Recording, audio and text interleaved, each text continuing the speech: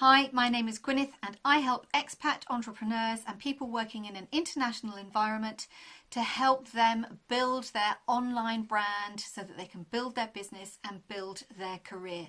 Now, why do you even need a brand? Why, some people say, oh, Gwyneth, a personal brand, that's just a kind of a buzzword and I don't need to do anything about it. But the fact of the matter is that you already have a personal brand. You already have a brand of your own, whether you like it or not, simply because people will look at your picture on Facebook or LinkedIn or wherever it is that you are online, and they will judge you even if they don't know you. We make up our minds about other people very quickly in the space of 5 or 6 seconds, even before we've heard somebody else speak about what it is what they want to talk to you about. So if you know that people are going to judge you anyway, then why wouldn't you take ownership of what it is you're posting, how you appear, so that you can begin to build your brand and use it to your advantage? Now, something else that a client that I've just recently started working with, to give you an example, if I were to put your name into Google or another internet search engine, what would I see? With this new client, when we did it the first time, all we saw was lots of group photos where that client was included, and also the website of the company that they had been working with. It's a media company, so there's a lot of exposure. But nothing told me about this particular client and all the fabulous work that he is doing there. He's a contractor. He's not employed by them. So he really should be boosting his own image so that he begins to profit a bit more from his work instead of other people. And I see this happening so often.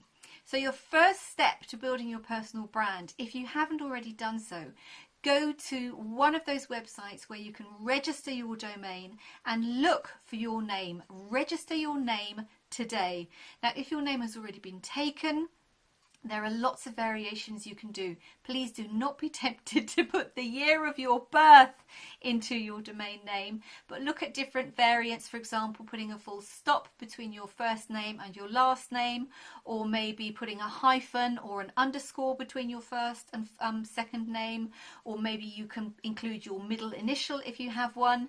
In my case, because my surname, Letha Barrow, is such a mouthful, I have got my domain is Gwyneth L, E-L, that's my middle initial, and my last initial for Letha Barrow, gwynethL.com. So that's my domain, and even if you do nothing with it at the moment, go and register your domain, because it may happen one day that you actually think, oh crikey, I really should have done that when you start building your brand. Another reason that it's important to have an online brand, to have an online presence, is that these days, if you do not appear anywhere when people are searching for you, the most frequent question is going to be, what's wrong with that person? Why aren't they online?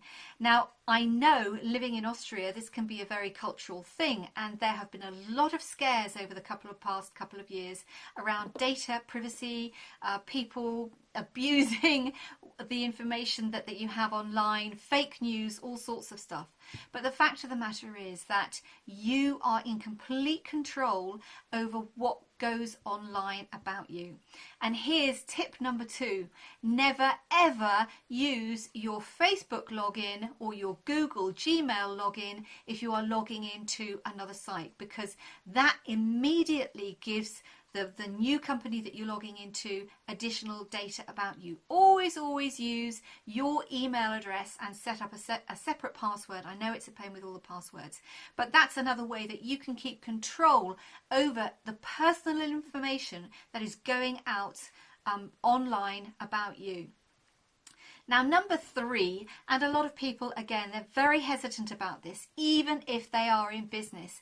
And that is, some people say, my Facebook profile, my personal Facebook profile, it's my personal space. No, it's not. If you're in business, you have to be visible 24/7. There's a lot of competition out there, and if your profile photograph has got an animal on it, as much as I love my dogs, but an animal or children, even if you love your children very much, I'm sure you do, or your last holiday, or maybe it's just a shadow of your face, or maybe it's just even a flower. if I am looking you up, I want to see the person I'm potentially going to be working with. A Facebook profile picture is an absolute must. It doesn't cost a huge amount of money to either go to a photographer. Even these days, mobile phones, they're fantastic. Get somebody to take a photograph of you, or maybe have a little photo shoot yourself with your phone, take some selfies, and then get something on your Facebook profile. But Facebook, also LinkedIn, any other platforms where you are showing up, please don't underestimate the power of having a profile photograph on there. There is a statistic, there was some research done, again by Google a couple of years ago, okay, I'm plugging Google a bit, a couple of years ago, that says that 90% of people, when they hear about you or when you meet them, when they go away then, or if you're being interviewed for a job or you're pitching for business, they are going to put your name into a search engine. Again, if you've met somebody at a networking event, they might not remember the name of your business, but they might remember your name. And so again, they're putting your name into Google, into a search engine, and it's very important to know exactly what comes up there.